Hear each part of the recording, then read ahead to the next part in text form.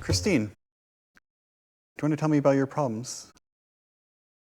Yes, it's just simulating QED on a quantum computer is not exactly easy.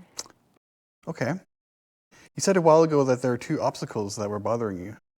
Yes, the first one, to start with, the representation of the gauge fields. Like the gauge fields, they're literally infinite dimensional systems, and I want to simulate them, I need to discretize them, and I need to truncate them to a finite number of levels. Why does this worry you? That's because I must make sure that it's still sufficiently high dimensional for me to see the relevant physics, right?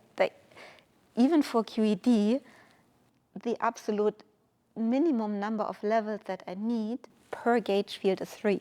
So one level for no flux, one for positive and one for negative field values? Exactly. And sometimes you even need more. Like I'm looking at something right now where each and every gauge field needs 5 levels to be represented. And simulating that on current hardware, that's a big problem.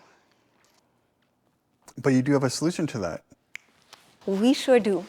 It turns out we can simulate our gauge fields most naturally using QDITs. And we're working on this with the QDIT team led by Martin Ringbauer in the lab of Rainer Blatt.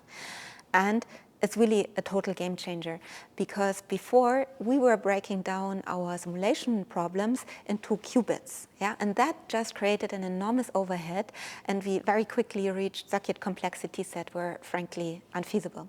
But now, with the QDIT approach, we are directly using 3-level qubits and 5-level qquints, and that allowed us to push the envelope and to do quantum simulations of QED, of gauge series, well beyond what was possible before.